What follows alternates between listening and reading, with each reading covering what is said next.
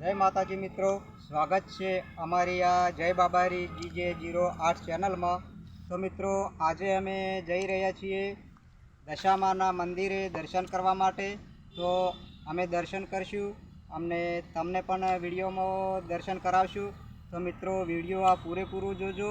અને મિત્રો દશામાના વ્રત ચાલી રહ્યા છે, એટલે નાની બાળાઓ અને મોટી ઉંમરની સ્ત્રીઓ પણ દશામાના વ્રત કરતી હોય છે અને 10 દિવસ નકોરડા ઉપવાસ કરી અને દશમના દિવસે વ્રતની પૂર્ણાહુતિ કરી અને સારા જળાશયમાં દશામાની મૂર્તિનું વિસર્જન કરી અને પૂજા વિધિ સારી રીતે કરી અને પછી દશમના દિવસે દશામાનો મેળો ભરાય છે। તો મિત્રોએ મેળામાં જઈ અને દશામાના મંદિરે દર્શન કરે છે અને ફરી અને મેળાનો આનંદ માણે છે। તો મિત્રો દૂર દૂરથી પણ આજુબાજુના ગામડાના અને શહેરી લોકો પણ એ મંદિરે આવે છે અને બનાસકાંઠાનું આ પ્રખ્યાત દશામાનું મંદિર છે અને ક્યાં આવેલું છે તમને પછીથી જણાવશું મિત્રો। તો આપણે ત્યાં જઈએ મિત્રો દશામાના મંદિરે। તો ત્યાં જઈને ફરી વિડીયો જોવાનું ચાલુ રાખજો। તો મિત્રો હવે આપણે ડીસામાં આવી ગયા છીએ અને આગળથી ચોકડી પડે છે। જો મિત્રો આપણે પાટણ તરફથી આવતા હો તો અહીંયા આગળ ચોકડી પડે, ત્યાંથી જમણી તરફ વળી જવાનું છે મિત્રો। અને થોડા જ આગળ જઈશું ત્યાંથી તો ત્યાં દશામાનું મંદિર આવેલું છે મિત્રો। અહીંથી મિત્રો આપણે જમણી તરફ વળી જવાનું છે।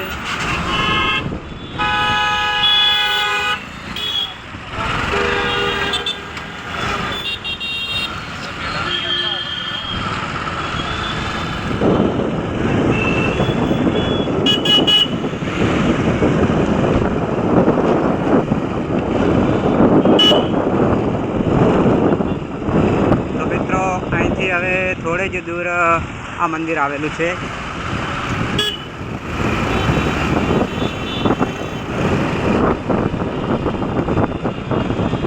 અને મિત્રો આ છે કહેવાય છે ડીસાનું રેલવે સ્ટેશન અને રેલવે સ્ટેશનની બાજુમાં જ તે નજીક જ મંદિર આવેલું છે મિત્રો।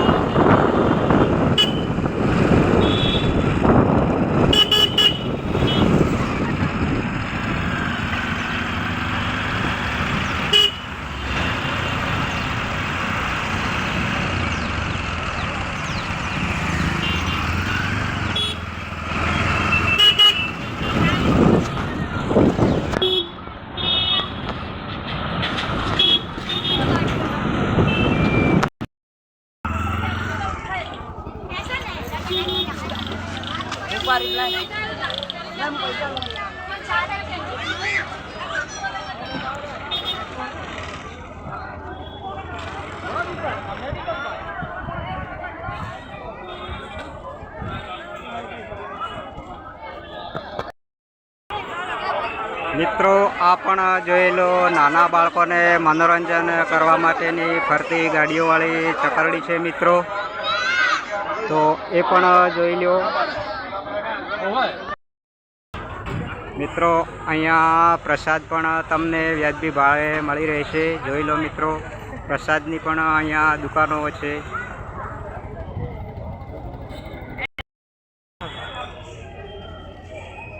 મિત્રો ત્યાં અહીંયા પ્રસાદની દુકાન આવેલી છે જય દશામાં। તો અહીંથી તમને વ્યાજબી ભાવે પ્રસાદ મળી રહેશે। આ ભાઈ છે તે પ્રસાદના વેપારી છે મિત્રો। તો અહીંથી પ્રસાદ ખરીદવાનો આગ્રહ રાખજો મારા વાલા મિત્રો।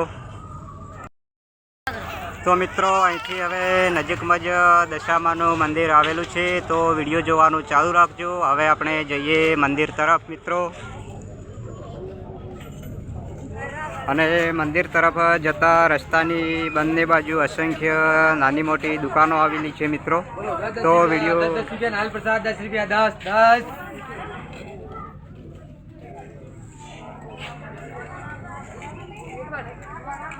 મિત્રો આ મંદિરે રાજસ્થાનથી પણ દશમના દિવસે મોટી સંખ્યામાં પબ્લિક ઉમટી પડે છે। તો મિત્રો દશમના દિવસે ભવ્ય મોટો મેળો ભરાય છે આ મંદિરે। તો તમે પણ આ મંદિરે મેળાનો માહોલ માણવા માટે જરૂરથી આવજો।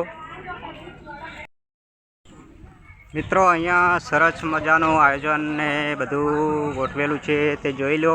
અને અહીંયા રોજ રાત્રે ગરબાનું આયોજન કરવામાં આવે છે મિત્રો. અને આજુબાજુના ગામડાની તથા ડીસા શહેરમાંથી મોટી જ સંખ્યામાં બહેનો રાસ ગરબા રમવા માટે ઉમટી પડે છે. અને રાસ ગરબા રમી અને સાંજે રાતના મોડા ઘરે જઈ અને પછી વહેલા સવારમાં દશામાની આરતી પૂજા કરે છે મિત્રો.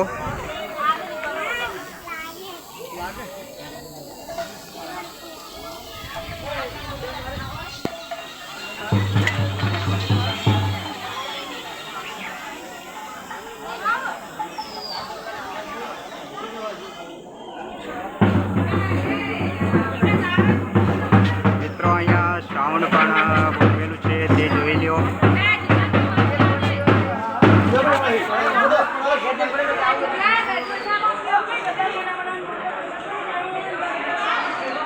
મિત્રો અહીંયા કલાકારોનો સ્ટેજ પણ ગોઠવવામાં આવે છે. તો અહીંયા રાત્રે રાસ ગરબાનું આયોજન થાય ત્યારે સરસ મજાના ગરબા મોટા મોટા સિંગરો આવીને ગાય છે મિત્રો.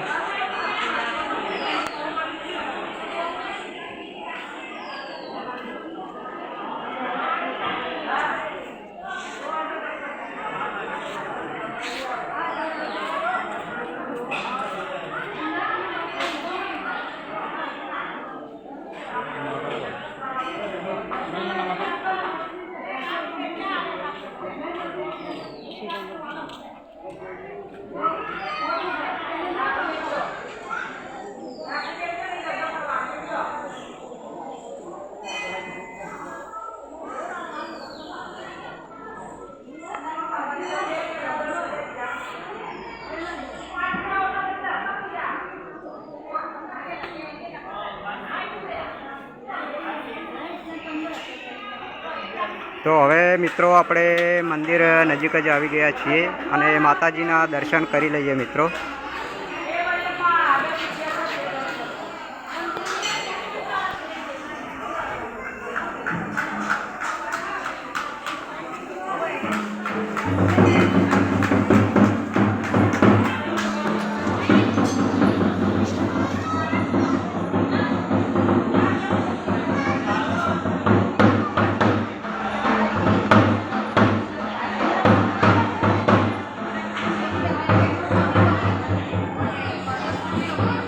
તો અહીંયા મિત્રો મોટી સંખ્યામાં બહેનો દર્શને આવે છે તે પણ જોઈ લો મિત્રો.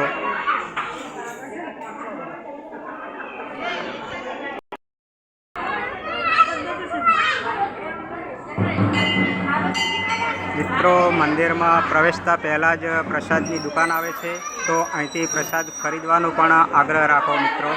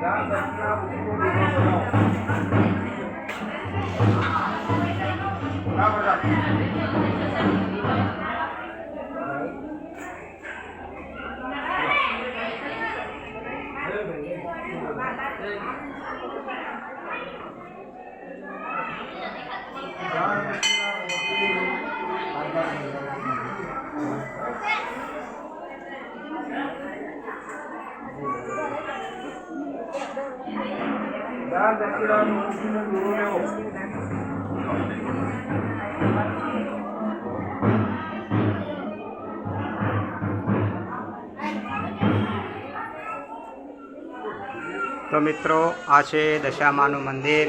આપણે દર્શન કરી લઈએ માતાજીના.